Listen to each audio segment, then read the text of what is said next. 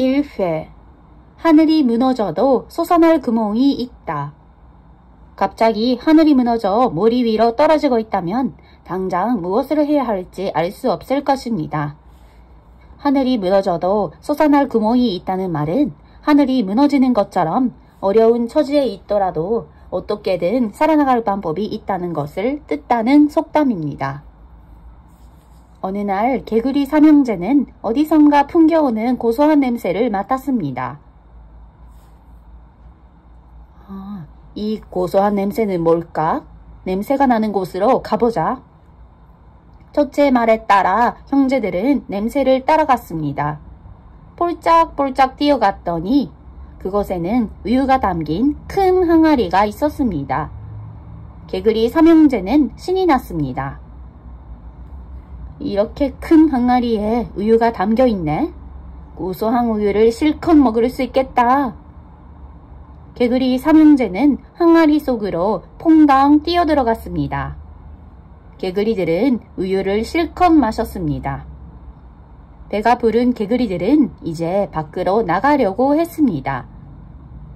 그런데 항아리 안쪽이 아주 미끄러운 데다가 우유 속에서 뛰려니 높이 띄어지지 않았습니다. 한참을 허우적대던 개구리들은 힘이 빠져 항아리 속을 둥둥 떠다니기만 했습니다. 그때 둘째 개구리가 말했습니다. 다들 조금만 더 힘을 내자.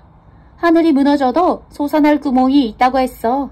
우리가 아무리 어려운 처지에 있어도 여기서 나갈 방법이 반드시 있을 거야. 그 말을 들은 형제들은 다시 한번 힘을 냈습니다. 개구리 삼형제는 항아리 안에서 온 힘을 다해 볼짝볼짝 뛰었습니다. 시간이 흐르자 막내 발에 무언가 걸렸습니다. 막내는 첫째와 둘째를 향해 외쳤습니다.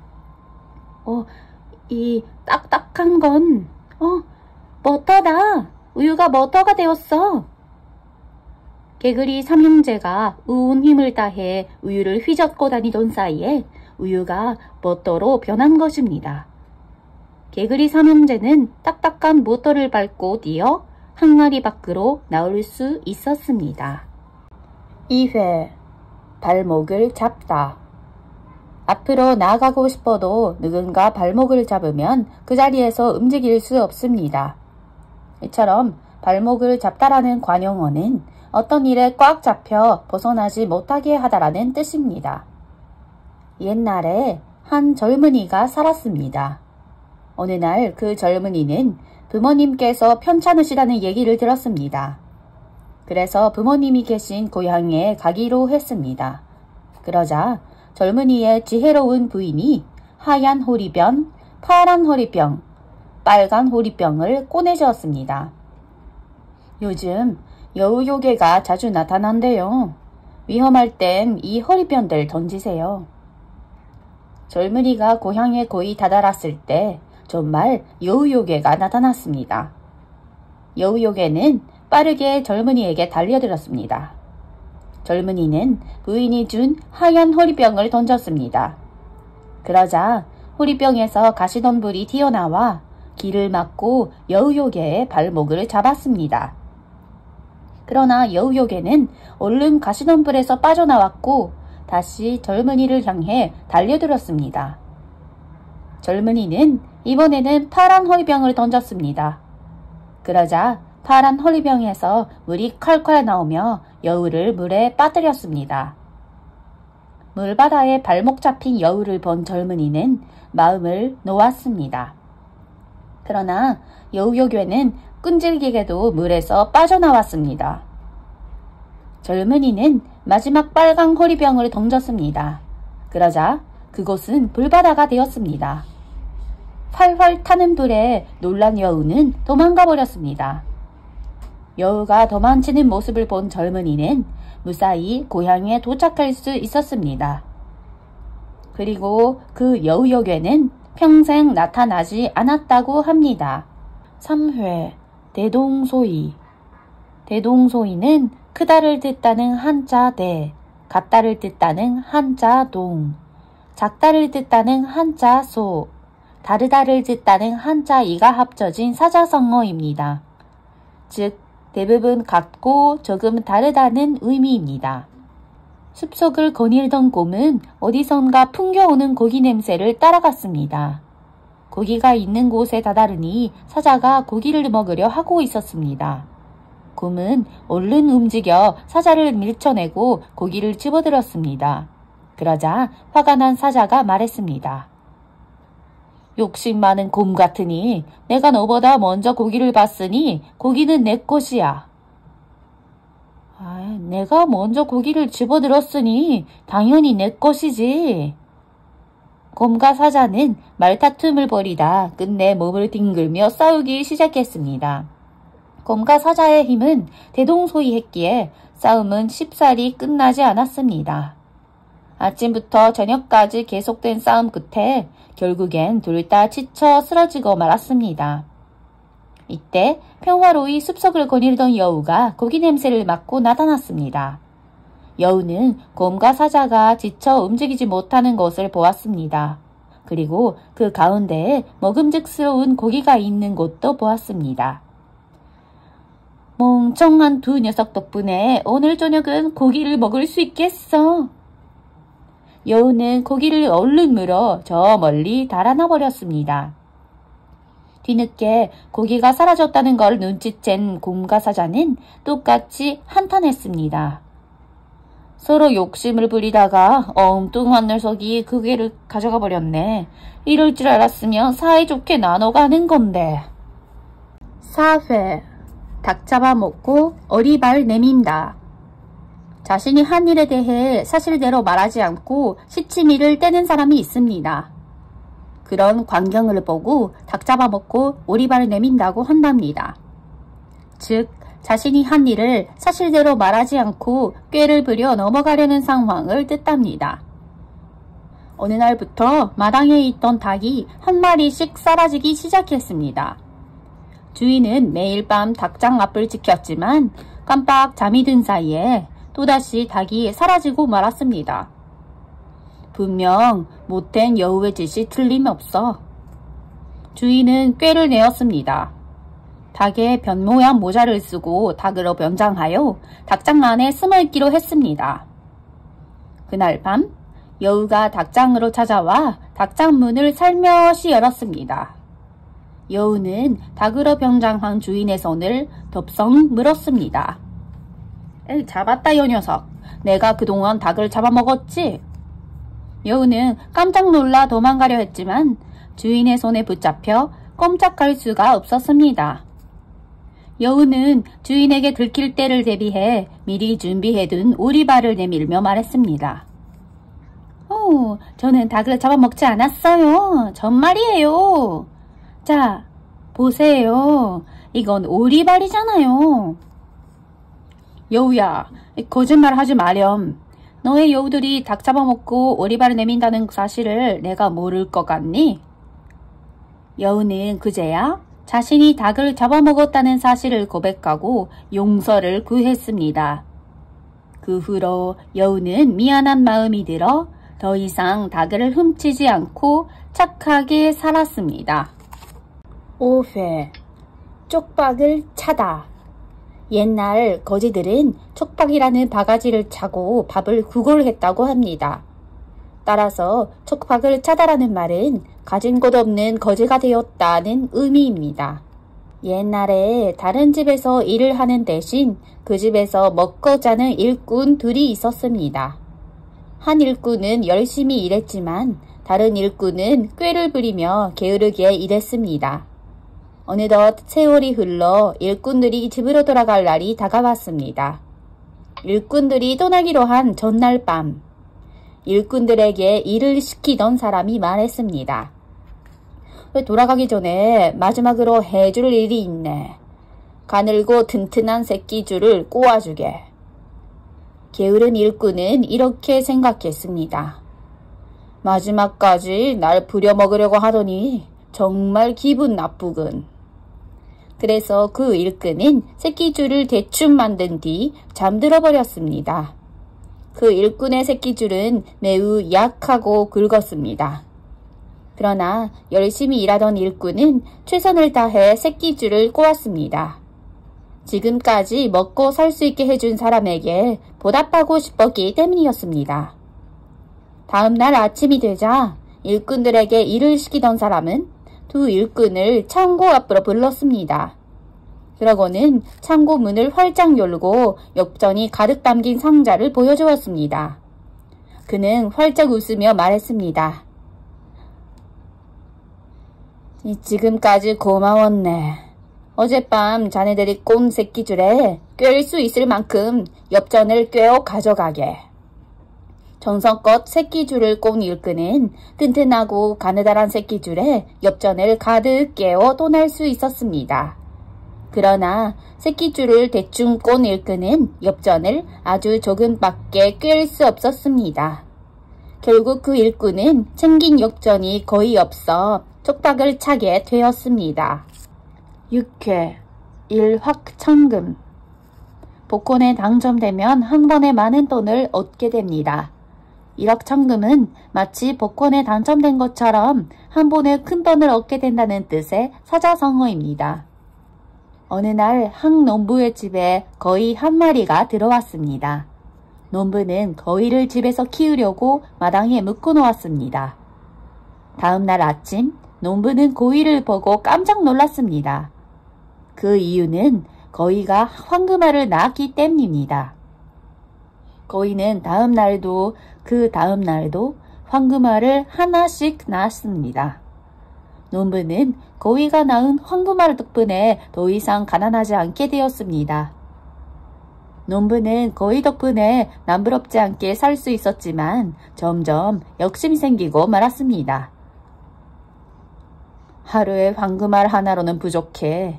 만약 뱃속에 있는 황금알을 한꺼번에 많이 얻게 된다면 어떻게 될까? 그러면 나는 더 빨리 부자가 될 수 있겠지? 농부는 고위의 뱃속에서 황금알을 몽땅 꺼내기로 결심하고 배를 갈랐습니다. 그런데 고위의 뱃속에 황금알은 없었습니다. 고위는 죽어버렸고 더 이상 농부는 황금알을 얻을 수 없게 되었습니다. 일확천금을 얻으려다가 영원히 거위를 잃게 된 농부는 땅을 치며 후회했지만 이미 때는 늦은 뒤였습니다. 7회 바늘도둑이 소도둑 된다. 작은 물건이라도 계속 훔치다 보면 점점 더 큰 물건까지 손을 대게 됩니다. 이처럼 바늘도둑이 소도둑 된다는 아무리 작은 일이라도 나쁜 일을 계속하게 되면 큰 죄를 짓게 된다는 뜻입니다. 옛날에 어머니와 아들이 살았습니다. 어머니는 아들을 무척 사랑하여 혼내는 일이 드물었습니다. 어느 날 아들이 시장에서 사과 하나를 훔쳐왔는데도 머리를 쓰다듬으며 칭찬만 할 뿐이었습니다. 나한테 주려고 가지고 온 거니? 착하다, 착해. 아들은 어머니가 자신을 혼내지 않자 점점 큰 물건들을 훔치기 시작했습니다. 처음에는 사과 하나였지만 나이가 들수록 점점 비싼 물건들을 훔쳤습니다. 사과 다음은 닭, 그 다음엔 소, 마지막에는 금은 보화까지. 결국 아들은 큰 도둑이 되어 감옥에 갇히게 되었습니다. 감옥에 갇힌 아들을 보러 간 어머니는 눈물을 흘리며 말했습니다. 내가 너무 어리석었구나. 바늘도둑이 소도둑 된다는 말을 왜 몰랐을까?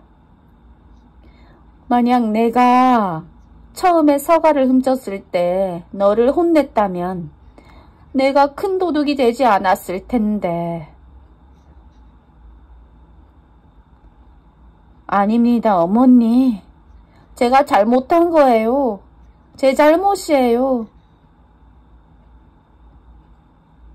아들은 크게 후회하며 엉엉 울었습니다. 그 후 벌을 받은 아들은 잘못을 뉘우치고 다시는 죄를 짓지 않고 살았다고 합니다. 8회 파김치가 되다. 밭에서 뽑은 파는 늘어져 있지 않고 곧게 서 있습니다. 그런데 그 파로 김치를 담그면 축 늘어져 힘이 없는 모양이 됩니다. 파김치가 되다라는 말은 몹시 지쳐 기운이 없게 되다라는 뜻입니다. 옛날 어느 마을에 게으른 삼형제가 살았습니다. 삼형제는 너무나도 게으른 나머지 먹고 자는 것 말고는 아무것도 안 했습니다. 자신의 목숨이 얼마 남지 않았다는 것을 느낀 삼형제의 아버지는 삼형제를 불러 유언을 남겼습니다. 내가 보물을 포도밭에 묻어두었다.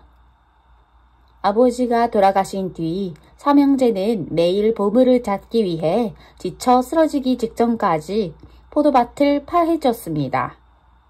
파김치가 될 때까지 일을 한 것입니다. 그러나 아무리 포도밭을 파헤쳐도 보물은 나오지 않았습니다. 포도밭에 보물이 묻혀 있는 게 맞는 걸까? 우리가 매일 파김치가 되도록 파헤쳐도 아무것도 나오질 않잖아. 결국 삼형제는 보물을 찾는 걸 포기했습니다. 그 대신 갈아엎은 땅에 다시 포도를 심었습니다. 포도를 수확하던 날, 삼형제는 깜짝 놀라고 말았습니다. 포도나무에 열린 포도가 그 어느 때보다도 많았기 때문이었습니다. 삼형제가 보물을 찾기 위해 매일 땅을 파헤친 것이 오히려 밭갈이가 된 것이었습니다. 밭갈이가 잘 된 땅에서는 포도가 잘 자라는 법이었습니다. 아버지께서 포도밭에 묻어두셨다던 보물은 이것이었구나. 그제야 아버지의 뜻을 깨달은 삼형제는 눈물을 흘렸습니다. 그 뒤로 삼형제는 아버지의 뜻을 받들어 서로를 도우며 열심히 일하게 되었습니다. 그 후에 자포자기, 자기 자신을 포기하는 상황을 두고 자포자기라고 합니다. 즉 스스로를 돌보지 않고 모든 것을 포기한다는 뜻입니다. 배고픈 여우 한 마리가 달콤한 냄새를 맡고 포도밭을 찾아왔습니다. 밭에는 맛있는 포도가 주렁주렁 열려 있었습니다. 여우는 주변을 살펴본 끝에 포도밭에 들어갈 좁은 틈을 한 군데 발견했습니다. 여우는 나흘 동안 굶어서 몸이 홀쭉해져 있었기 때문에 그 틈을 통과할 수 있었습니다. 포도밭에 들어간 여우는 빠르게 포도를 먹어치웠습니다. 여우는 포도를 하나도 남기지 않고 전부 먹어버렸고 기분 좋게 포도밭을 나가려 움직였습니다. 하지만 나갈 수 없었습니다. 배가 풍선처럼 부풀어서 좁은 틈을 빠져나갈 수 없었기 때문입니다. 여우는 꼼짝없이 갇히고 말았습니다. 포도도 이미 다 먹어버려 먹을 것도 남아있지 않았습니다. 결국 여우는 자포자기에서 그 자리에 누워버렸습니다. 그렇게 나흘이 지났습니다. 아무것도 먹지 못한 여우는 포도밭에 들어오기 전처럼 다시 홀쭉해졌습니다. 다시 배가 홀쭉해진 여우는 포도밭을 빠져나올 수 있었습니다. 10회 믿는 도끼에 발등지 낀다. 믿었던 친구에게 배신을 당하여 해를 입게 된다면 무척 슬픈 기분이 들 것입니다. 이러한 경우 우리는 믿는 도끼에 발등지 낀다는 말을 사용합니다. 즉, 믿었던 사람에게 배신을 당한다는 의미입니다. 어느 깊은 숲속에 여우와 탄나기가 살았습니다. 어린 시절부터 함께 자란 둘은 둘도 없는 친구 사이였습니다. 그러던 어느 날 여우와 탄나기는 사자를 만나고 말았습니다. 탄나기가 겁이나 얼어붙은 사이 여우는 사자에게 다가가 무어라 귓속말을 했습니다. 그러자 사자는 얌전히 물러났습니다. 여우야, 대단하다. 어떻게 사자를 돌아가게 한 거야? 잠시만 기다려봐. 저 구덩이를 보고 오면 알려줄게. 탄나기는 궁금해져서 구덩이 밑을 내려다보았습니다. 그 순간 여우가 탄나기를 밀어버렸고 탄나기는 구덩이에 빠졌습니다. 미안해. 사자한테 널 구덩이에 빠뜨릴 테니 나는 살려달라고 말했거든. 믿는 도끼에 발등 찍힌다더니 여우 내가 어떻게 나한테. 그 사이에 사자가 구덩이에 도착했습니다. 사자는 구덩이를 내려다보았습니다. 그런데 그때 여우가 사자를 밀치며 외쳤습니다. 당나귀야, 사자를 밟고 뛰어! 당나귀는 그 말에 정신을 번쩍 차렸습니다. 당나귀는 구덩이에 빠져 정신이 없는 사자를 밟고 뛰어올랐습니다. 다행히 당나귀는 구덩이에서 무사히 빠져나올 수 있었습니다. 놀라게 해서 미안해, 당나귀야. 하지만 사자를 속이려면 어쩔 수 없었어. 당나귀는 사자를 속이고 자신을 구해준 꽤 많은 여우에게 감탄할 수밖에 없었습니다. 그렇게 둘은 사이좋게 집으로 돌아가 그 뒤로도 둘도 없는 친구로 지냈다고 합니다. 11회 기가 막히다. 기는 사람의 몸을 드나드는 기운입니다. 기가 막히다는 이런 기운이 막힐 만큼 뭐라 말할 수 없을 만큼 좋을 때 혹은 못마땅하고 너무 뜻밖이라 어이가 없을 때 쓰입니다. 늙은 사자가 있었습니다. 그 사자는 너무 늙어 사냥을 할 기운이 없어서 늘 배가 고팠습니다. 사자는 자신의 동굴에 앉아서 고민했습니다. 어떻게 하면 사냥을 하지 않고도 동물들을 잡아먹을 수 있을까? 사자는 기가 막힌 꾀를 하나 떠올렸습니다. 그래, 내가 병에 걸렸으니 다들 변문안으로 오라고 하는 거야. 그리고 변문안으로 오는 동물 중 하나에게 동물의 왕을 물려주겠다고 하면 동물들이 오겠지? 그럼 그때 잡아먹는 거야. 늙은 사자의 소식을 들은 동물들은 변문안을 갔습니다.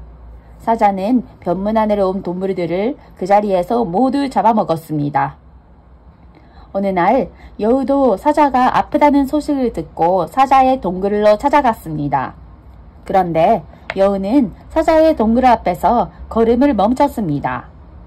동굴 앞에 들어가는 발자국은 많은데 나오는 발자국이 하나도 없었기 때문이었습니다. 밖에 누가 있느냐? 어서 들어오지 않고 뭐 하느냐?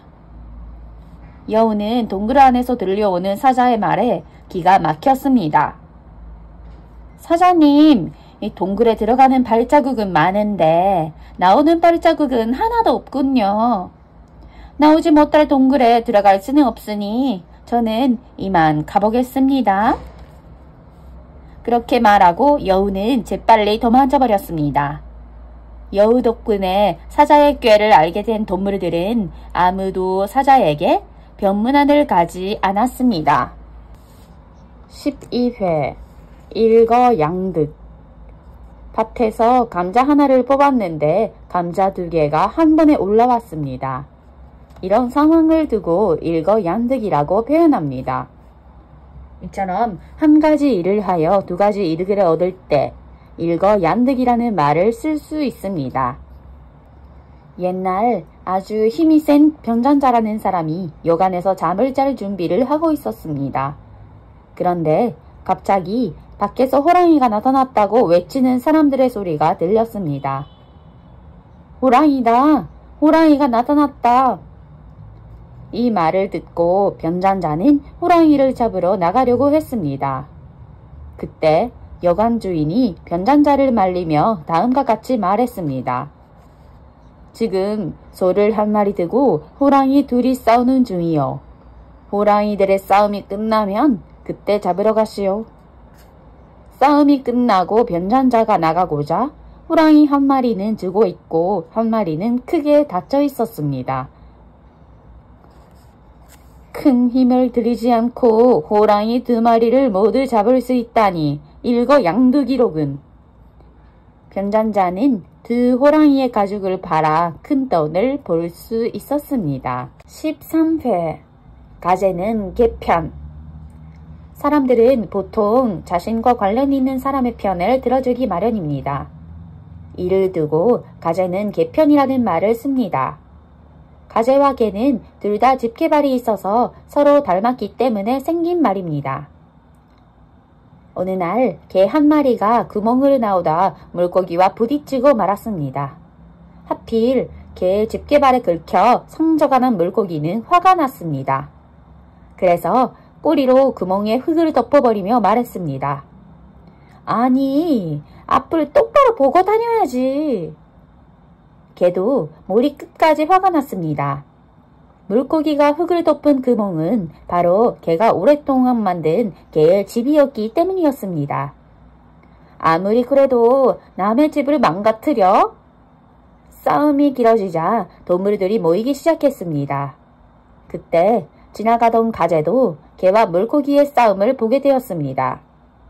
가재는 개가 지켜둔 집게발을 보고 싸움에 끼어들었습니다. 이봐, 집게발을 긁혀봐야 얼마나 아프다고 그래? 아이고, 가재는 개 편이라더니 둘 다 집게발이라고 서로 편들어 주기야? 동물 중 하나가 그렇게 가재를 나무라자 동물들 사이에서 웃음이 터져나왔습니다. 괜히 못쓰게진 가재는 흙기침을 하며 돌아섰습니다. 그리고 덩달아 무한해진 개와 물고기도 멋쩍게 웃으며 화해하게 되었습니다. 그렇게 물속나라는 다시 평화로워졌습니다. 14회 발 벗고 나서다. 누군가를 도와줄 때 적극적으로 도와준 적이 있나요? 이처럼 남을 적극적으로 도와줄 때 우리는 발 벗고 나서다라는 표현을 씁니다. 즉, 적극적으로 나서주다라는 뜻입니다. 생쥐는 넝쿨이 바닥까지 길게 자란 길을 걷고 있었습니다. 그런데 발에 무엇인가 걸리는 느낌이 들었고 그 순간 사자의 커다란 목소리가 들렸습니다. 내 꼬리를 밟다니 너를 잡아먹어야겠다. 넝쿨인 줄 알고 밟았던 것이 사자의 꼬리였던 것입니다. 사자는 한쪽 발을 들어 올리며 생쥐를 잡으려고 했습니다. 저를 살려주신다면 나중에 당신이 어려움에 닥쳤을 때 발 뻗고 나서서 꽃 은혜를 갚겠어요. 내가 어떻게 너같이 작은 생쥐에게 도움을 받겠어? 사자는 코웃음을 쳤습니다. 말도 안 된다고 생각했지만 벌벌 떠는 생쥐가 불쌍해서 사자는 생쥐를 용서해 주었습니다. 그러던 어느 날 생쥐는 길을 지나다가 멀리서 사자의 울음소리를 들었습니다. 소리를 따라가 보니 사자가 사냥꾼이 친 그물에 걸려서 움직이지 못하고 있었습니다. 생쥐는 날카로운 이빨로 그물을 잘라서 사자를 구해냈습니다. 생쥐야, 정말 고마워. 내 덕분에 살았구나. 살려주신 은혜를 갚은 것뿐인걸요. 생쥐와 사자는 서로 고마워하며 사이좋게 지낼 수 있었습니다. 15회 무용지물. 무용지물이라는 말은 없다를 뜻하는 한자 무와 쓰다를 뜻하는 한자 용, 그리고 물건을 뜻하는 한자인 물이 합쳐진 사자성어입니다. 즉, 아무 소용이 없는 물건이나 아무짝에도 쓸데없는 사람을 뜻하는 말입니다. 어떤 마을에 부자가 살았습니다. 욕심 많은 부자는 일꾼에게 달랑 빵 한 개를 던져주며 하루 종일 일을 시켰습니다. 그러던 어느 날 마을에 비가 쏟아지기 시작했습니다.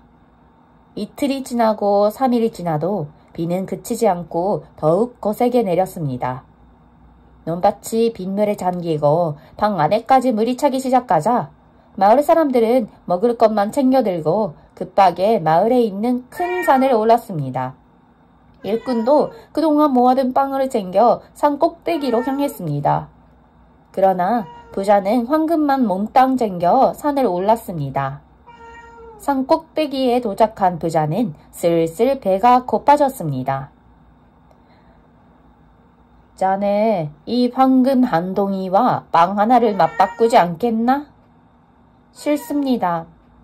그럼 황금 2동이와 빵 하나를 바꾸는 것은 어떤가? 싫습니다. 아니, 대체 그 빵이 뭐기에 황금을 마다하는 거야?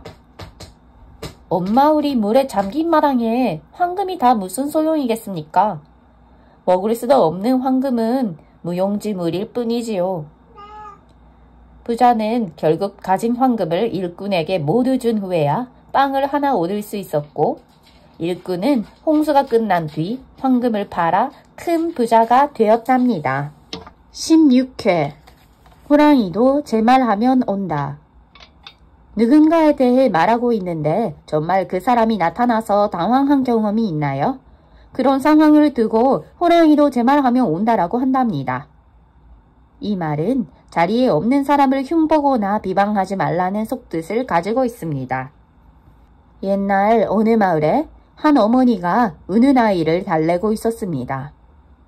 하지만 아이는 좀처럼 울음을 그치지 않았습니다.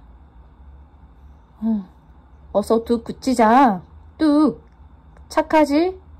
안 그치면 귀신 나온다. 응애. 너 자꾸 울면 네 울음소리를 듣고 호랑이가 찾아올 수도 있다. 하지만 아이는 좀처럼 울음을 그치지 않았습니다. 그때였습니다. 호랑이도 제 말하면 온다더니 정말로 배고픈 호랑이가 아이의 울음소리를 듣고는 아이를 잡아먹으려고 문 앞에까지 찾아왔습니다. 어머니는 밖에 호랑이가 온 줄은 꿈에도 생각 못하고 계속해서 우는 아이에게 말했습니다. 녀석, 호랑이가 온다 해도 울음을 그치지 않네? 정말 호랑이가 무섭지도 않니? 하지만 아이의 울음은 계속되었습니다. 뭐야, 저 아이는 내가 얼마나 무서운 줄 모르는 거야? 건방진 녀석, 지금 당장 들어가서 잡아먹어야겠어. 호랑이는 문 밖에서 입맛을 다시며 생각했습니다. 17회 귀가 번쩍 뜨이다. 어떤 말을 듣고 순간 마음이 혹한 적이 있나요? 그런 경우에 귀가 번쩍 뜨이다라고 합니다. 이 말은 들리는 소리에 손뜻 마음이 끌리다라는 뜻입니다. 호랑이가 문을 부수고 들어가려 할 때였습니다. 아유, 그럼 여기 꽃감이다, 꽃감. 이제 뚝 그치겠니? 그러자 놀라운 일이 벌어졌습니다. 방금 전까지만 해도 계속 울던 아이가 꽃감이라는 말에 귀가 번쩍 뜨인 듯 울음을 뚝 그쳤기 때문입니다. 아니, 꽃감이 도대체 누군데 아이가 울음을 뚝 그친 거지? 호랑이는 깜짝 놀랐습니다.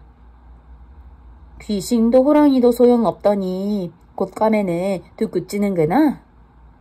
아유, 역시 애가 울 때는 꽃감만한 게 없다니까. 아이의 어머니가 하는 말을 듣자 호랑이는 더욱 혼란스러워졌습니다. 도대체 꽃감이 누구지? 얼마나 무서우면 내가 온다 해도 울음을 안 그치던 아이가 저렇게 뚝 그치는 걸까? 아이가 울음을 그친 걸 보니 혹시 꽃감이 이 근처에 있는 거 아니야? 호랑이는 꽃감이 무서운 괴물이라고 생각하고는 겁에 질린 나머지 산속으로 불이 나게 도망갔습니다. 18회 청방지축. 어떤 친구가 여기저기 돌아다니면서 뭐든 엉망진창으로 만들어 놓는다고 생각해 보세요. 그런 경우에 천방지축이라는 표현을 쓴답니다. 이 말은 하늘과 땅이 어딘지 모를 정도로 함부로 행동한다는 뜻입니다. 옛날에 개 한 마리가 있었습니다. 그 개는 사람만 보면 짖고 때로는 물기까지 해서 주인이 골치를 이만저만 앓는 것이 아니었습니다. 결국 보다 못한 주인은 개한테 방울을 달아주기로 했습니다. 내가 전방지축으로 나올 테니 차라리 다른 사람들이 조심하는 편이 낫겠다. 사고 뭉치개는 방울을 달고 우쭐해졌습니다. 주인이 자신을 특히 예뻐하기 때문에 방울을 달아주었다고 생각했기 때문이었습니다. 사고 뭉치개는 방울을 뽐내려고 이곳저곳을 다니며 방울 소리를 내곤 했습니다. 그러던 어느 날 개는 친구 개한테가 방울을 자랑했습니다. 이 방울을 봐. 주인님이 나를 무척 사랑하신다는 뜻이지. 그러나 친구 개는 코웃음을 칠 뿐이었습니다. 그 방울은 너를 사랑해서 달아준 것이 아니라 내가 하도 천방지축이라 달아준 것뿐이야. 내가 길을 나서면 방울이 울려 다른 사람들이 슬금슬금 피하지 않던? 그 말을 듣고 사고 뭉치개는 부끄러움에 고개를 숙이고 말았습니다. 19회 달걀로 바위치기. 달걀로는 아무리 바위를 쳐봐야 달걀만 깨질 뿐 바위는 끔쩍도 하지 않습니다. 달걀로 바위치기라는 속담은 맞서더라도 도저히 이길 수 없는 경우를 빗대어 이르는 말입니다. 먼 옛날 이스라엘의 이웃나라가 이스라엘을 침략했습니다. 그런데 이스라엘 병사들은 제대로 싸우지 못하고 벌벌 떨고만 있었습니다. 그 모습을 본 양치기 소년이 군인에게 그 까닭을 물었습니다. 그러자 그중 한 군인이 대답했습니다. 저 거인이 보이니? 골리앗이라는 이웃나라의 장군이야. 저 크고 무시무시한 장군이 우리에게 결투를 하자고 했단다. 그런데 저 장군과 진짜로 결투를 하게 될까봐 다들 무서워 떨고 있어. 그렇다면 제가 그 결투에 나가겠습니다. 사람들은 달걀로 바위치기라며 양치기 소년을 말렸습니다. 양치기 소년의 동지는 골리앗에 비해 무척 작았기 때문이었습니다. 그러나 양치기 소년은 돌멩이 5개를 들고 골리앗 앞으로 갔습니다. 자신보다 한참 작은 꼬마가 덤비는 모습에 골리앗이 화를 내며 말했습니다. 너는 달걀로 바위치기라는 말도 모르느냐? 지금이라도 그냥 돌아가거라. 나는 너와 결투하기 위해 나온 것이다. 덤벼라. 조그만 녀석이 겁이 없군. 절대 봐주지 않겠다. 골리앗은 양치기 소년에게 달려들었습니다. 양치기 소년은 침착하게 돌멩이를 골리앗에게 던졌습니다. 그러자 딱 하는 소리와 함께 골리앗의 이마에 돌멩이가 제대로 맞았습니다. 골리앗은 쓰러졌습니다. 이 양치기 소년의 이름은 다윗이었습니다. 그날 이후로 다윗은 많은 전투에서 용감한 모습을 보여주었습니다. 그렇게 양치기 소년이었던 다윗은 이스라엘의 왕이 되어 많은 백성들의 존경을 받았습니다. 20회 코가 납작해지다. 망신을 당한 사람을 보고 코가 납작해지다라는 말을 씁니다. 즉 몹시 무안을 당하거나 기가 죽게 된다는 뜻입니다. 어느 마을에 마음씨가 고약한 사또가 있었습니다. 그 사또는 사람들에게 말도 안 되는 일을 시키며 괴롭히기를 좋아했습니다. 추운 겨울이 되자 사또는 이방을 불러 이렇게 말했습니다.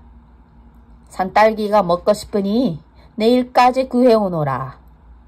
이방이 놀라서 말했습니다. 사또, 산딸기를 드시려면 봄까지는 기다리셔야 합니다. 그러나 사또는 계속 억지를 부렸습니다. 어허, 내일까지 산딸기를 구해오지 않으면 공장을 때리겠다. 집으로 돌아온 이방은 걱정에 빠져 그만 알아놓고 말했습니다. 그러자 이방의 아들이 물었습니다. 아버지, 무슨 걱정이라도 있으십니까? 이방은 아들에게 사또의 명령에 대해 말해주었습니다. 그러자 아들은 걱정하지 말라며 아버지를 위로했습니다. 다음 날 이방의 아들은 사또를 만나러 갔습니다. 아버지께서 산딸기를 따러 갔다가 독사에게 물려 오실 수 없었습니다. 사또는 버럭 화를 냈습니다. 지금 거짓말을 하는 것이냐? 한겨울에 독사가 어디 있느냐? 그러자 이방의 아들은 이렇게 대답했습니다.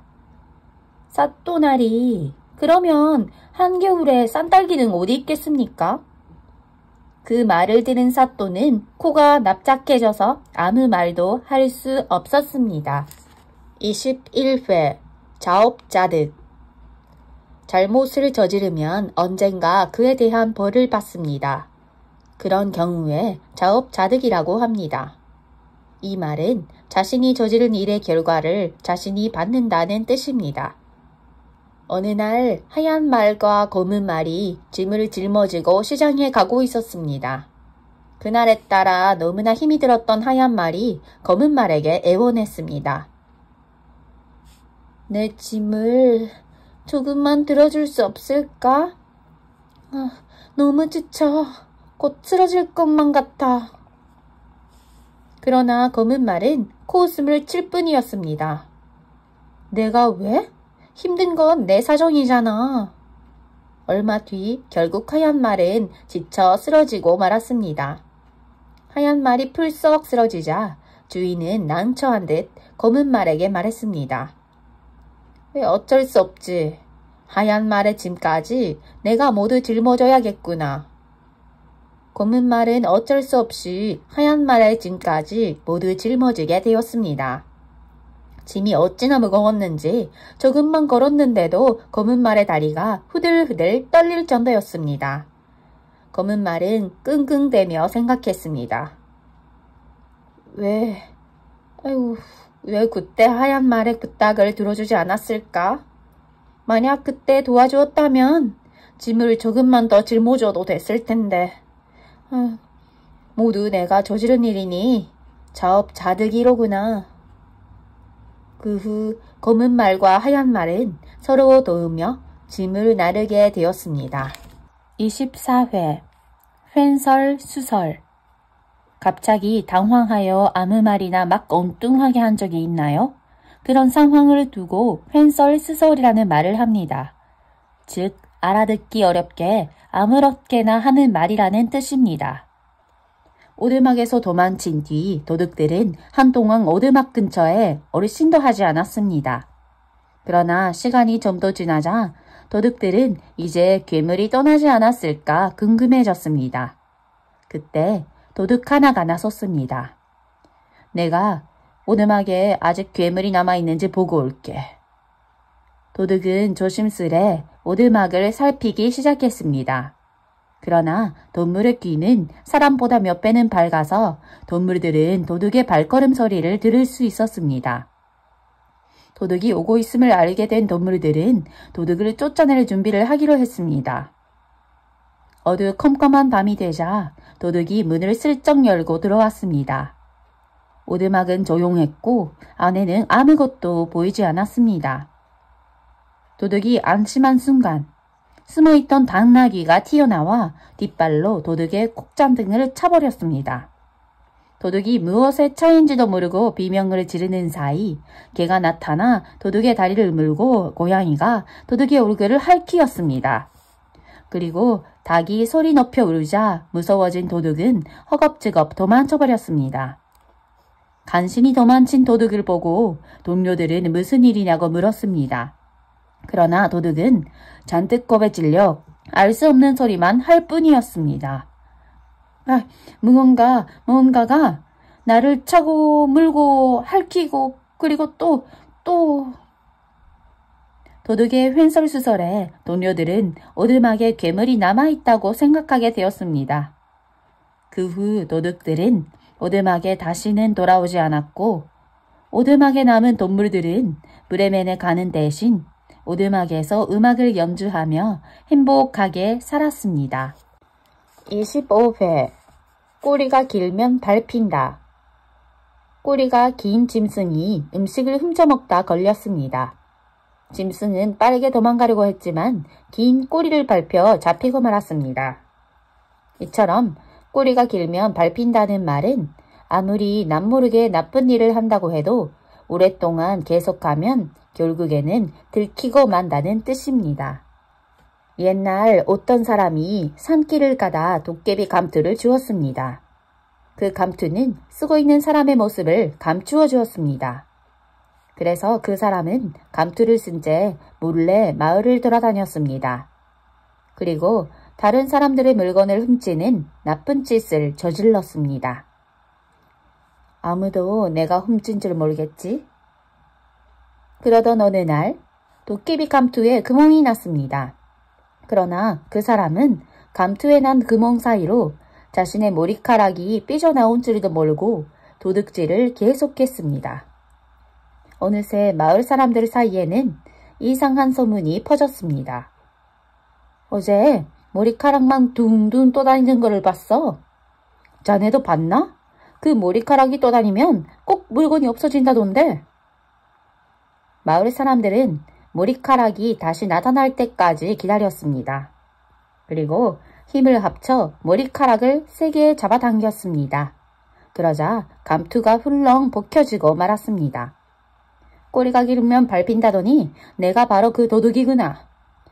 마침내 잡히고 만 도둑은 마을 사람들에게 크게 혼쭐이 났습니다. 26회 어깨가 무겁다. 중요한 임무를 맡게 되면 마음이 편치 않게 됩니다. 그런 경우에 어깨가 무겁다는 말을 씁니다. 즉, 무거운 책임을 져서 마음의 부담이 크다는 뜻입니다. 먼 옛날의 일입니다. 그때는 불을 피우는 것이 무척 힘든 일이었기 때문에 불씨를 꺼뜨리지 않고 지키는 것이 중요한 일이었습니다. 어느 날 불씨를 대대로 꺼뜨리지 않은 집안에서 딸을 불러 말했습니다. 딸아, 우리 집안은 불씨를 대대로 꺼뜨리지 않았단다. 너도 알다시피 불씨를 지키는 건 무척 중요한 일이지. 어깨가 무겁겠지만 부디 잘 지켜다오. 딸은 대대로 내려오는 불씨를 지켜야 한다는 생각에 어깨가 무거웠습니다. 툭하면 꺼지는 불씨를 지키기 위해 딸은 밤낮 없이 불씨를 지켜야 했습니다. 그러던 어느 날의 일이었습니다. 딸이 그날 밤에도 불씨를 지키고 있는데 여우 한 마리가 들어오더니 불씨에 오줌을 싸고 산으로 도망쳐버렸습니다. 애지중지하던 불씨가 꺼진 바람에 화가 머리끝까지 난 딸은 그 여우를 쫓아갔습니다. 이 나쁜 여우야! 거기서 좀 어때? 여우는 산 중턱의 어느 굴 속으로 쏙 들어갔습니다. 딸은 그 자리에 표시를 해두고 다음날 가족들과 함께 그 굴을 파헤쳤습니다. 그런데 그 굴 속에는 여우가 아니라 황금이 잔뜩 들어있었습니다. 황금을 본 가족들이 깜짝 놀라서 말했습니다. 내가 불씨를 잘 지키려고 애쓰는 모습을 보고 산신령께서 상을 주신 모양이다. 그 후 불씨를 잘 지킨 딸은 부자가 되어 가족과 함께 행복하게 살았습니다. 27회 화기애. 여러 사람이 서로 기분 좋게 대화를 나누는 모습을 보면 따뜻한 기운이 그 주변으로 피어오르는 것 같은 느낌을 줍니다. 이처럼 화기애애는 여럿이 모인 자리에 따스하고 부드러운 기운이 넘쳐 흐르는 듯하다는 뜻입니다. 옛날에 집안일에는 조금도 관심이 없는 한 대감이 살았습니다. 그 대감은 자기 손톱을 깎고 치우는 것조차 하지 않았습니다.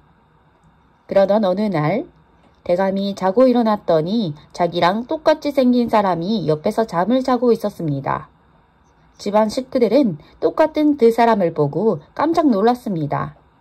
둘은 서로 자기가 진짜 대감이라고 우겼습니다. 대감의 아내는 둘에게 물어보았습니다. 그럼 우리 집 잔독은 모두 몇 개입니까? 집안일에 관심이 없던 대감은 아무 대답도 하지 못했습니다. 그런데 가짜 대감은 답을 맞췄습니다. 대감은 그대로 집에서 쫓겨났습니다. 집에서 쫓겨난 대감은 갖은 고생을 했습니다. 그러면서 집안일에 전혀 관심이 없었던 것을 후회했습니다. 그러던 중 한 스님을 만나 지금까지의 사연을 이야기하게 되었습니다. 스님은 고양이 한 마리를 구해다지면서 말했습니다. 그 녀석은 대감의 손톱을 먹은 둘째입니다. 고양이를 보면 놀라 도망칠 겁니다. 대감은 스님이 준 고양이를 들고 집으로 갔습니다. 고양이를 본 둘째는 깜짝 놀라 도망쳤습니다. 마침내 집으로 돌아온 대감은 가족들에게 진심으로 사과했습니다. 내가 너무 집안일에 관심이 없었기 때문에 이런 일이 일어나는 것이요. 이제 내 죄를 뉘우치고 진심으로 우리 가족들을 위하며 살겠어. 그 후 대감은 온 집안일을 도맡아 하였습니다. 그러자 대감의 집에는 따뜻하고 부드러운 분위기가 감돌게 되었습니다. 누구나 대감집 앞을 지날 때면 언제나 화기애애한 분위기를 느낄 수 있었다고 합니다. 28회 무심코 던진돌에 개구리가 맞아 죽는다. 아무 생각 없이 돌을 던졌는데 지나가던 개구리가 맞아 죽었다면 개구리 입장에서는 정말 억울할 것입니다. 이처럼 무심코 던진 돌에 개구리가 맞아 죽는다라는 말은 생각 없이 한 행동이 누군가에게는 아픔이 될 수 있다는 뜻입니다. 숲속의 작은 연못에 사는 개구리들은 매일 두려움에 떨면서 살았습니다. 왜냐하면 동네 소년들이 종종 숲속에 놀러와서는 연못에 돌을 던지며 놀았기 때문입니다. 하마터면 돌에 맞아서 다리를 다칠 뻔했어요. 새끼 개구리의 말을 듣게 된 어른 개구리들은 결국 돌을 던지는 소년들에게 돌을 던지지 말아달라고 말하기로 결심했습니다. 다음 날 소년들이 다시 연못에 돌을 던지기 시작하자 개구리들이 물속에서 머리를 내밀고 말했습니다. 얘들아, 제발 연못에 돌을 던지지 말아줘. 왜 그러는 거야? 우리는 그냥 재미로 노는 중인데? 소년들이 이유를 모르겠다는 표정을 짓자 나이든 개구리가 말했습니다. 물론 그렇지. 하지만 중요한 건 너희가 무심코 던진 돌에 개구리가 맞아 죽는다는 거란다. 소년들은 나이든 개구리의 말에 집어들었던 돌을 버리고 개구리에게 사과했습니다. 29회 가슴이 찔리다. 우리는 가슴에 마음이 있다고 생각합니다. 만약 나쁜 마음을 먹는다면 가슴이 찔리는 듯한 느낌이 들 것입니다. 이처럼 가슴이 찔리다는 미안하고 부끄러운 감정이 마음을 날카롭게 찌르는 것처럼 강하게 느껴지다라는 뜻입니다. 어느 사이좋은 형제가 배를 타러 길을 가고 있었습니다. 그러던 중 주인 없이 벌어진 금덩이 2개를 주었습니다. 형제는 기뻐하며 금덩이를 하나씩 나누어 가졌습니다. 그런데 항구에 가까워질수록 형제는 서로의 금덩이가 욕심이 나기 시작했습니다. 내가 금덩이를 2개 다 가진다면 부자가 될 수 있을 텐데. 그 순간에 동생이 넘어져서 다리를 다치고 말았습니다. 놀란 형은 금덩이를 내려놓고 동생의 다리를 주물러 주었습니다. 형은 아파하는 동생을 보며 동생은 자신을 걱정하는 형을 보며 금덩이를 혼자 가지려 했던 생각을 반성했습니다. 잠시 후 형제는 배에 올랐고 동생이 말했습니다. 사실 금덩이를 형 없이 혼자 발견해서 독차지했다면 얼마나 좋았을까 생각했었어요. 미안해요, 형. 정말 가슴이 찔리네요. 나도 똑같아. 나도 너처럼 나 혼자 금을 가지면 얼마나 좋을까 생각하면서 너의 금을 탐냈었거든. 미안하구나. 나도 그런 생각을 했었다는 사실에 가슴이 찔려. 형제는 웃으면서 사이좋게 금덩이를 나누어 가졌습니다. 그 후 형제는 서로를 더욱 믿고 아끼게 되었습니다. 30회 배은 망덕. 은혜나 도움을 받으면 고마워하는 마음을 지녀야 합니다. 은혜를 잊고 도리어 피해를 끼친다면 다른 사람들에게 믿음을 주기 힘듭니다. 배은 만덕은 이처럼 은혜나 도움을 받았음에도 도리어 배신할 때 쓰는 말입니다. 어느 숲에 고슴도치와 뱀이 살고 있었습니다. 폭우가 쏟아지던 날, 고슴도치의 집이 넘치는 빗물에 떠내려가고 말았습니다. 당장 지낼 곳이 없었던 고슴도치는 근처에 사는 뱀에게 찾아갔습니다. 나를 하루만 재워주지 않을래? 비가 너무 많이 와서 지낼 곳이 없어졌어. 뱀은 고슴도치가 불쌍하다는 생각이 들었습니다. 그래서 고슴도치를 집안에 들여보내고 비가 그칠 때까지 함께 지내기로 했습니다. 그러나 혼자 지내던 곳에서 들이산다는 것은 만만한 일이 아니었습니다.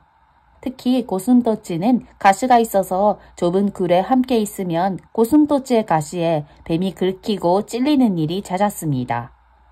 그래도 폭우가 쏟아지는 바깥에 고슴도치를 내보낼 수 없었던 뱀은 참고 참았습니다. 며칠 후 드디어 비가 깨었습니다. 뱀이 고슴도치에게 말했습니다. 고슴도치야, 사실 내 가시 때문에 따가워서 견디기가 힘들어. 이제 새로운 집을 지어야 하지 않을까? 그러자 고슴도치는 벌컥 화를 내며 가시를 세웠습니다. 내 가시 때문에 견디기가 힘들다고? 그럼 내가 나가든가 해. 뭐? 은혜를 원수로 갚는다더니 이렇게 배은만덕하게 크는 거야? 화가 머리끝까지 난 뱀은 고슴도치의 코를 꽉 물어버렸고 고슴도치는 비명을 내지르며 내쫓기고 말았습니다. 31회 목마른 사람이 음을 판다. 뭔가 상황을 해결할 마음이 급한 사람일수록 직접 움직여서 그 방법을 찾습니다. 이럴 때 목마른 사람이 우물을 판다고 표현합니다. 즉 급하고 필요한 사람이 그 일을 서둘러 하게 되어 있다라는 뜻입니다. 키가 큰 친구와 작은 친구가 함께 여행을 하다 깊은 산속에서 길을 잃었습니다. 그런데 저 멀리에 오두막 한 채가 보였습니다. 두 친구는 오두막으로 할래벌떡 달려갔습니다. 혹시 안에 누구 계십니까? 산속에서 길을 잃었습니다. 그런데 집안에서는 아무런 소리도 들리지 않았습니다. 두 친구는 천천히 오두막의 문을 열어보았습니다. 안은 따뜻하고 아늑했습니다. 두 친구는 우선 오두막에 들어가기로 했습니다. 오두막에 들어가 보니 천장에 과일 바구니가 매달려 있는 것이 보였습니다. 저길 봐, 과일 바구니가 있어. 그런데 천장은 너무 높아서 도저히 손이 닿지 않았습니다. 키가 큰 친구는 한참 동안 손을 뻗어보다가 자리에 털썩 주저앉았습니다. 그만 포기하자. 저렇게 높이 달려있는 바구니를 어떻게 우리가 꺼내. 그런데 키 작은 친구는 포기하지 않았습니다. 목마른 사람이 우물을 파는 거야. 나는 방법을 계속 찾아볼 거야. 누군가 저기에 바구니를 매달 때 썼던 방법이 있을 거야. 키 작은 친구는 포기하지 않고 집안을 여기저기 뒤졌습니다. 그러다 마침내 집안 구석에 있던 사다리를 찾아냈습니다. 키 작은 친구는 사다리를 밟고 올라가 과일을 꺼내 먹을 수 있었습니다. 32회 발이 넓다. 여러 방면으로 아는 사람이 많은 친구를 보고 발이 넓다고 표현합니다. 즉 사귀어 아는 사람이 많아 활동하는 범위가 넓다라는 뜻입니다. 먼 옛날에 나무도령이라고 하는 아이가 살았습니다. 나무도령은 옆집에 사는 여자아이를 좋아했습니다. 어느 날 나무도령은 그 아이가 어두운 얼굴을 하고 있는 것을 보게 되었습니다. 왜 그래? 밭을 갈아야 농사를 지을 텐데 일할 사람이 구해주지 않아 걱정이야. 나무도령은 마음씨가 착해서 동물들에게 먹을 것을 나누어주곤 했는데 그 덕에 동물 친구들이 많았습니다. 나무도령은 멧돼지를 찾아가 말했습니다. 멧돼지야, 밭을 갈아줄 수 있겠니? 멧돼지는 하룻밤 동안 밭을 모두 갈아주었습니다. 그래도 여자아이의 얼굴은 펴지지 않았습니다. 아직 씨를 뿌리는 일이 남아있었기 때문입니다. 참새들아, 혹시 밭에 씨를 심어줄 수 있어? 나무도령의 말에 참새들은 씨앗을 뿌리에 물고 땅을 쑤시며 씨앗을 심어주었습니다. 씨앗을 다 심어갈 무렵 얼굴이 창백해진 여자아이가 멀리서 달려왔습니다. 나무도령아, 내가 씨앗을 착각해서 잘못 준 것 같아. 어떡하지? 나무도령은 개미들을 불러 씨앗을 가져와 달라고 부탁했습니다. 개미들은 땅속의 씨앗들을 다시 물어다 주었습니다. 그 모습을 보고 여자아이가 감탄하며 말했습니다. 이렇게 도와줄 친구들이 많다니 너 정말 발이 넓구나. 그 후로도 나무도령은 그 여자아이와 동물 친구들과 함께 행복하게 살았습니다. 33회 인산인해. 사람들이 바글바글 몰려있는 광경을 본 적이 있나요? 그런 광경을 보고 인산인해라고 한답니다. 즉 사람이 수없이 많이 모인 상태를 뜻합니다. 어느 시골 마을에 아주 부자인 노인이 살았습니다. 노인은 매일 자신의 식탁을 진귀한 음식으로 가득 채웠지만 다른 사람들과는 절대 나누지 않았습니다.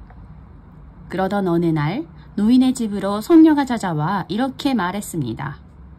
할아버지, 이 집에서 가장 큰 냄비를 빌려주시면 제가 세상에서 가장 맛있는 스프를 끓여드릴게요. 스프가 어떤 맛일지 궁금했던 노인은 주방에서 가장 큰 냄비를 꺼내 손녀에게 주었습니다. 손녀는 냄비에 물을 채우고 탈빨 끓이기 시작했습니다. 그리고는 노인이 들을 수 있게 낮은 목소리로 중얼거렸습니다. 양파가 있었다면 완벽한 스프가 되었을 텐데. 이 말을 들은 노인은 스프의 맛이 더욱 궁금해져서 뒤뜰에서 직접 길던 양파를 가져다 주었습니다. 손녀는 계속해서 중얼거렸습니다. 버섯이 있었다면 완벽한 스프가 되었을 텐데. 고기만 있었다면 정말 완벽한 스프가 되었을 텐데. 이 말을 들은 노인은 신선한 버섯과 고기를 꺼내주었습니다. 그렇게 완성된 스프는 어느덧 냄비를 가득 채웠습니다. 할아버지, 스프가 너무 많으니 마을 사람들을 초대해 나눠 먹는 것이 어떨까요? 손녀의 제안에 노인이 마지못해 고개를 끄덕이자 손녀는 큰 소리로 마을 사람들을 불러 모았고 곧 노인의 집 앞은 마을 사람들로 인산인해를 이루었습니다. 처음으로 마을 사람들과 함께 웃고 떠들며 스프를 나눠 먹은 노인은 나눔의 기쁨을 알게 되었습니다. 그 후 노인은 마을 사람들과 좋은 것이 생기면 함께 나누며 살게 되었습니다. 34회 벼이삭은 익을수록 고개를 숙인다. 공부를 많이 하고 지위가 높을수록 오히려 자만하지 않고 겸손한 모습을 보고 벼이삭은 익을수록 고개를 숙인다 라고 말합니다. 벼이삭이 씨앗에서 자라 완전히 익어갈 때 모습이 마치 많은 지식과 교양을 쌓은 사람이 겸손하게 고개를 숙인 모습 같다고 해서 만들어진 표현입니다. 글씨 쓰는 재주가 뛰어났던 소년 한석풍은 10년 동안 절에서 공부를 하기로 했습니다. 그런데 한석풍은 공부를 시작한 지 3년 만에 자기 멋대로 집에 돌아왔습니다. 한석풍의 어머니가 일찍 돌아온 이유를 묻자 한석풍은 이렇게 대답했습니다. 어머니, 비록 3년이었지만 충분히 많은 공부를 했기 때문에 더 익힐 곳이 없어서 돌아왔습니다. 그렇다면 내가 얼마나 글을 잘 쓰는지 확인해야겠다. 나는 떡을 썰 테니 너는 글을 써보거라. 이렇게 말한 어머니는 방 안에 불을 꺼버렸고 곧 붓이 종이를 스치는 소리, 떡이 썰리는 소리만이 들렸습니다. 잠시 후 어머니는 다시 불을 붙여 방 안을 밝혔습니다. 그리고 떡과 글을 확인해 보았습니다. 어머니의 떡은 일정한 크기로 잘 썰려 있었지만 한석풍의 글씨는 삐뚤빼뚤하게 쓰여 있었습니다. 어머니는 한석풍의 손을 잡고 말했습니다. 이제 부족감을 알겠느냐? 가을 들판의 벼이삭을 보거라. 잘 익은 벼이삭이 무게 때문에 고개를 숙이는 모습이 떠오르지? 이처럼 벼이삭은 익을수록 고개를 숙인단다. 사람도 마찬가지야. 배우면 배울수록 자만하지 말고 겸손하게 행동하는 사람이 되도록 하거라. 자신의 부족함을 인정한 한석봉은 다시 한번 공부를 위해 떠났고 7년 동안 열심히 공부한 끝에 나라에서 제일 가는 명필이 되어 돌아왔다고 합니다. 35회 손이 맞다. 친구와 무언가를 할 때 일이 술술 잘 풀린다면 기분이 정말 좋아집니다. 그런 경우에 손이 맞다라는 표현을 씁니다. 즉, 함께 일할 때 생각이나 방법이 서로 잘 어울린다는 뜻입니다.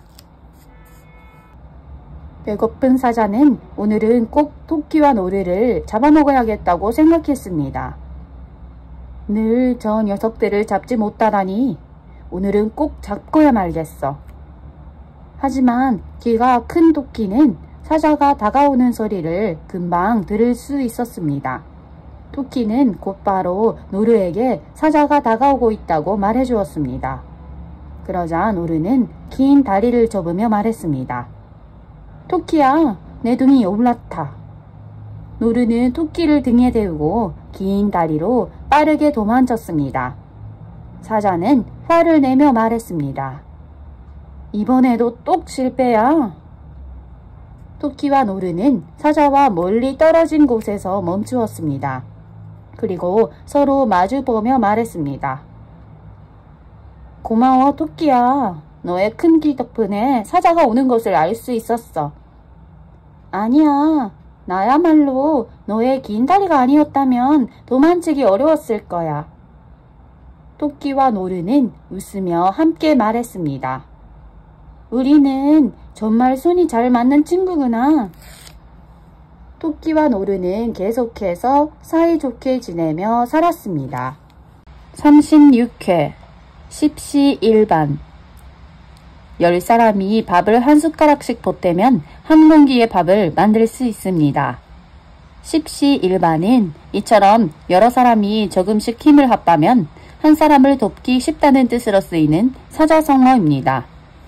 어느 날 스님 10명이 살고 있는 절에 손님이 찾아왔습니다. 손님도 스님이었습니다. 온 나라를 두루 다니다가 잠시 머물고자 절에 온 것이었습니다. 배고프고 지친 스님을 그냥 보낼 수 없었던 절의 스님들은 따뜻하게 손님을 맞아주었습니다. 하지만 문제가 있었습니다. 절에 있는 쌀이 얼마 없었습니다. 그 쌀로 밥을 지으면 10명이 겨우 먹을 수 있었습니다. 스님들은 모여서 방법을 궁리하기 시작했습니다. 배고픈 손님을 굶길 수는 없지요. 그렇다고 또 우리 중 하나가 손님을 대신해서 굶으면 손님이 불편해서 밥을 드시지 않을 겁니다. 그렇다면 우리 모두가 한 숟가락씩 밥을 부숴드립시다. 그러면 밥 한 그릇은 나오지 않겠습니까? 스님들은 그 말대로 했습니다. 10명이 밥을 한 숟가락씩 먹으니 밥 한 그릇이 되었습니다. 십시일반으로 10명의 사람이 도우니 한 사람의 몫이 금방 만들어진 것입니다. 그렇게 배고픈 스님은 마음 편하게 밥을 먹을 수 있었습니다. 37회 병 주고 약 준다. 어떤 사람이 자신에게 해로운 일을 해놓고 갑자기 좋은 일을 해주는 척을 하려고 할 때 병 주고 약 준다 라고 합니다.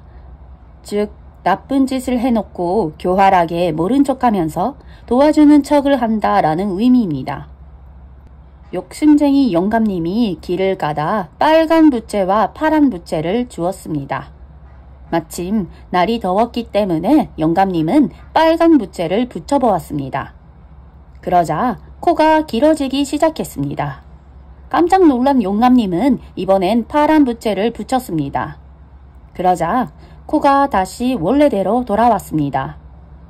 그 모습을 본 영감님은 좋은 생각이 났습니다. 이 사람들의 코를 몰래 길게 만든 다음 돈을 받고 고쳐주면 금방 부자가 될 거야. 그날 밤 영감님은 말에 온 집을 돌아다니며 빨간 부채로 사람들의 코를 길게 만들었습니다. 그리고 영감님이 길어진 코를 원래대로 고칠 수 있다고 소문을 냈습니다. 다음 날이 되자 사람들은 길어진 코를 잡고 영감님의 집 앞에 줄을 섰습니다.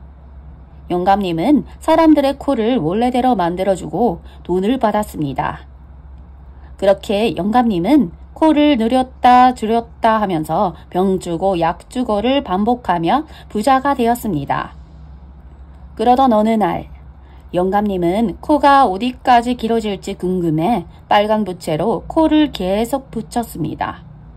하늘까지 길어진 코는 옥황상제님의 옆구리를 찔렀습니다. 옥황상제님은 코를 확 잡아챘습니다. 깜짝 놀란 영감님은 얼른 파란 붓채를 붙였습니다. 그러자 코가 원래대로 돌아가며 영감님은 하늘로 점점 올라갔습니다. 계속해서 하늘로 올라간 영감님은 옥황상제님을 만났습니다. 이 천하의 욕심쟁이 녀석, 사람들에게 병 주고 약 주고 하며 돈을 벌다니 참으로 교활하구나. 죄를 내지지 않으면 큰 벌을 내리겠다. 영감님은 땅으로 내려가 사람들에게 돈을 모두 돌려주었습니다. 그리고 다시는 욕심내지 않고 정직하게 살았다고 합니다. 38회 입이 딱 벌어지다. 깜짝 놀라면 자연스럽게 입부터 벌어지게 됩니다. 이처럼 입이 딱 벌어지다 라는 말은 매우 크게 놀라다라는 의미입니다. 어느 날 동물들이 모여 누가 나이가 많은지를 겨루어 보기로 했습니다. 첫 번째로 사슴이 나와 말했습니다. 처음에 하늘과 땅이 나누어질 때 내가 옆에서 그 일을 도왔지. 특히 밤하늘에 망치로 별을 박는 일은 정말 힘들었어. 그러자 이번에는 토끼가 코웃음을 치며 말했습니다. 밤하늘에 별을 박을 때 사다리를 타지 않았니? 그 사다리에 쓰인 나무를 심은 게 바로 나거든. 그러니까 내 나이가 더 많겠지. 그런데 그때 어디선가 훌쩍훌쩍 우는 소리가 들려왔습니다. 두꺼비가 눈물을 흘리며 우는 소리였습니다. 동물들이 까닭을 묻자 두꺼비가 눈물을 훔치며 말했습니다. 옛날에 내게 세 아들이 있었네. 그 셋은 각자 나무를 한 그루씩 기르고 있었지. 그런데 어느 날 하느님이 하늘을 만들어야 한다고 하셨어. 그래서 그때 첫째 아들의 나무로 별을 박을 때 쓰는 망치 자루를 만들고 둘째 아들의 나무로는 은하수를 파낼 때 쓰는 삽자루를 만들었지. 그리고 막내 아들의 나무로는 해와 달을 박을 때 쓰는 망치 자루를 만들었는데 지금 그 이야기를 들으니 그때가 생각나 눈물이 난 것뿐일세. 두꺼비의 이야기에 동물들은 그만 입이 딱 벌어지고 말았습니다. 결국 동물들의 나이 자랑은 그렇게 두꺼비의 승리로 끝이 났습니다. 39회 천생연분. 누군가와 모든 것이 잘 맞고 마음도 잘 통한다면 운명적인 사람을 만났다고 생각할 것입니다. 그럴 때 쓰는 말이 바로 천생연분입니다. 즉 하늘이 정해준 인연이라는 뜻입니다. 연호랑과 새우녀는 서로를 무척 아끼는 부부였습니다. 어느 날 바다에서 해초를 캐던 연호랑은 바위 위에 앉게 되었습니다. 그러자 바위가 동쪽으로 움직여 먼 섬나라까지 가버렸습니다. 섬나라 사람들은 바위를 타고 나타난 연호랑을 보고 말했습니다. 하늘이 우리에게 왕을 보내주셨구나. 그렇게 연호랑은 동쪽 섬나라의 왕이 되었지만 매일 밤 새우녀가 걱정이 되었습니다. 지금쯤 새우녀가 나를 찾고 있을 텐데. 연호랑이의 생각대로 새우녀는 연호랑이 돌아오지 않자 매일 바닷가에서 연호랑을 기다렸습니다. 그러던 어느 날 새우녀는 한 바위 위에 연호랑의 신발이 있는 것을 발견했습니다. 그 바위에 오르자 바위는 또다시 동쪽 섬나라로 움직였습니다. 섬나라 사람들이 세오녀를 보고 말했습니다. 이번에는 하늘이 우리에게 왕의 아내를 보내주셨다. 섬나라 사람들을 따라 왕을 만나러 간 세오녀는 깜짝 놀랐습니다. 바로 섬나라의 왕이 연호랑이었기 때문입니다. 섬나라 사람들은 연호랑과 세오녀의 이야기를 듣고 손뼉을 치며 기뻐했습니다. 이 먼 곳에서 다시 만나다니 두 분은 천생연분이십니다. 하늘이 정해준 인연이 있다더니 그게 바로 두 분을 두고 하는 말인가 봅니다. 다시 만난 연호랑과 세오녀는 오랫동안 행복하게 살았고 나라를 잘 다스렸습니다. 40회 밑빠진 독에 물 붓기. 밑은 바닥이라는 뜻으로 바닥이 없는 항아리에는 아무리 물을 부어도 채워지지 않습니다. 이처럼 아무리 해도 소용없는 일을 하는 것을 두고 밑빠진 독에 물 붓기라고 합니다. 즉 아무리 힘을 들여도 보람이 없는 일이라는 뜻입니다. 옛날에 어리석은 청년이 있었습니다. 그 청년은 일은 전혀 하지 않고 부모님이 물려주신 재산만 펑펑 쓰면서 온종일 놀기만 했습니다. 사람들은 청년에게 일도 하고 물려받은 재산을 알뜰히 쓰라고 조언했지만 청년은 듣지 않았습니다. 청년에게 조언하는 것은 마치 밑빠진 독에 물 붓는 것과 같았습니다. 아래가 깨진 독에 물을 부어봐야 물이 차지 않는 것처럼 청년에게 조언을 하는 것은 아무리 해도 의미 없는 일이었습니다. 시간이 흘러 늦은 가을이 되었습니다. 청년에게 남은 것이라곤 겨울옷 하나밖에 없었습니다. 그래도 청년은 아무 일도 하지 않고 게으르게 지냈습니다. 어느 날 이상하게 날씨가 무척 따뜻했습니다. 이때 청년은 아무것도 하지 않고 누워 하늘을 바라보다 제비 한 마리가 날아가는 것을 보았습니다. 날씨도 따뜻하고 제비도 날아다니네. 이제 겨울이 끝나고 봄이 오는가 봐. 사실 그 제비는 다른 제비들이 다들 따뜻한 곳에 잦아 남쪽으로 부지런히 날아갈 때 아무것도 하지 않다가 때를 놓친 제비였습니다. 그것을 알 리 없는 청년은 가지고 있던 겨울옷마저 팔아버렸습니다. 이상하게 따뜻한 날들은 금방 지나가고 매서운 겨울이 왔습니다. 청년은 겨울옷 하나 없이 겨울을 나며 갖가지 고생을 했습니다. 그렇게 고생을 하며 청년은 사람들의 조언을 듣지 않은 것을 후회했습니다. 그 후 청년은 사람들의 조언을 귀담아 들으며 부지런하게 살았다고 합니다.